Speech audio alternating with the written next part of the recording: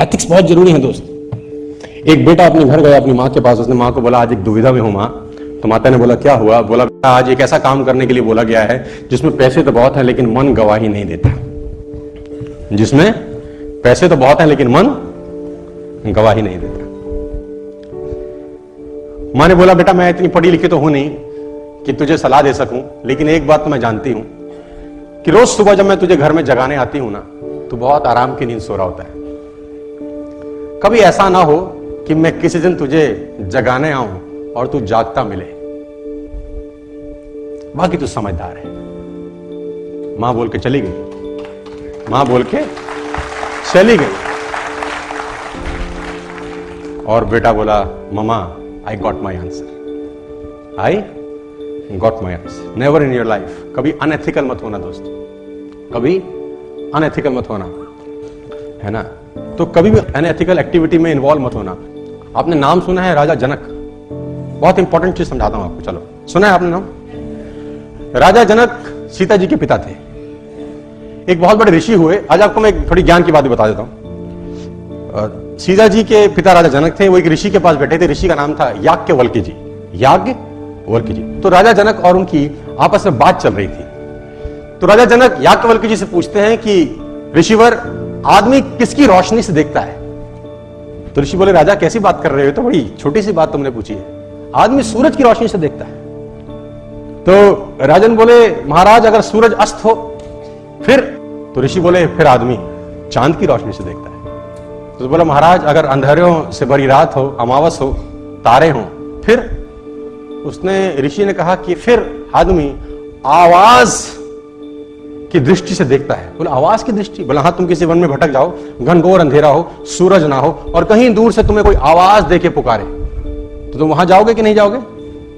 आवाज से दिखाई तो नहीं देगा, मालूम चल जाएगा कि कहां जाना है। तो फिर बोले अगर कोई आवाज भी ना हो, सूरज भी ना हो, चांद भी ना हो, तारे भी ना हो और आवाज भी ना हो, फिर आदमी किसकी दृष्टि से देखेगा? तो ऋषि ने बोला फिर आदमी आत्मा की नजर से देखेगा, जो कि होती नहीं है। और बड़ी अच्छी लाइन उन्होंने लिखी, मैं आपके लिए लेके आया हूं। उसने कहा जो विशेष ज्ञान से भरपूर है, जीवन और ज्योति से भरपूर है, जो हृदय में विद्यमान है, अंतकरण की ज्योति में और सारे शरीर में विद्यमान है, वही आत्मा है। जब कहीं कुछ दिखाई नहीं देता तब आत्मा की ज्योति ही जीवन जगत को प्रकाशित करती है। जब आपको कहीं से जवाब ना मिले, सवाल ना मिले और परेशान हो कि करना चाहिए कि नहीं, यहां से पूछना, जवाब आपको मिल जाएगा कि एथिकल काम है या अनएथिकल काम। देखो कर्म फल जो है ना वो भोगना पड़ता है यार। गलत मत करना, कभी जिंदगी में मत करना। वो एक आदमी गुस्से में अपने मैनेजर को चांटा मार गया। पता नहीं उसको किस बात का गुस्सा था, उसने अपने मैनेजर को एक दिया। अब मैनेजर उसका एम्प्लॉय था, बेचारा कुछ कर नहीं सका। मैनेजर घर गया, सारा गुस्सा बीवी पे निकाला, एक उसने बीवी को दिया। अब बीवी क्या करती? बड़ा गुस्सा था, उसने बड़े बड़े लड़के पे एक मारा। अब बड़े बड़े लड़के का बस ना मां पे चले ना बाप पे, उसका छोटा भाई बैठा था, खेल खेल में उसने एक रपेट उसको दिया। दुकानदार ने मैनेजर को सपेटा, मैनेजर ने बीवी को मारा, बीवी ने बेटे को मारा, बेटे ने छोटे भाई को मारा। अब छोटा भाई के घर में और कुछ था नहीं जिसको पीट सके, तो गुस्से में बाहर गया। बाहर कुत्ता था, उसे लात मारी। अब कुत्ते को जब लात मारी, कुत्ता भागा और उसने एक आदमी के पैर में काटा, और वो आदमी वही था जिसने मैनेजर को मारा था। तो मैं आपको बता दूं, एक चांटा भी किसी को गलत मारा तो कर्म फल तो भोगना ही पड़ता है सर।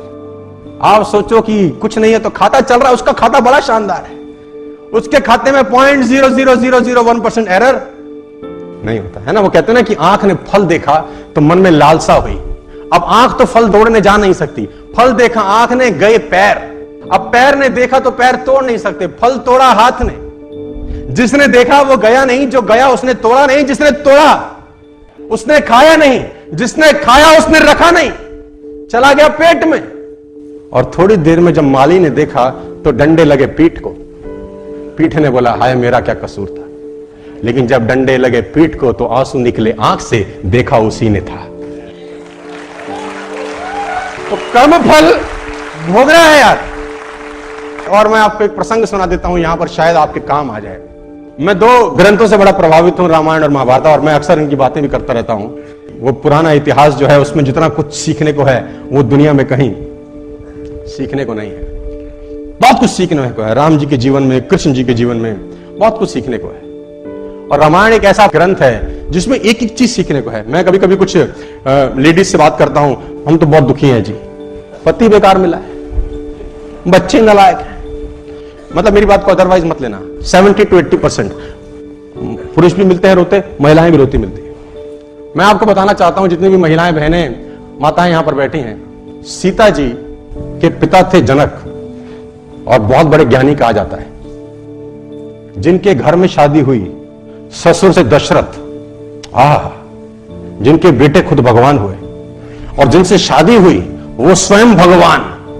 जितना दुख उन्होंने भोगा है तुम में से सब मिलके भी नहीं भोग पाते। तो रोने का जरूरत नहीं है। हाय हाय हाय हाय, दुख ही दुख है।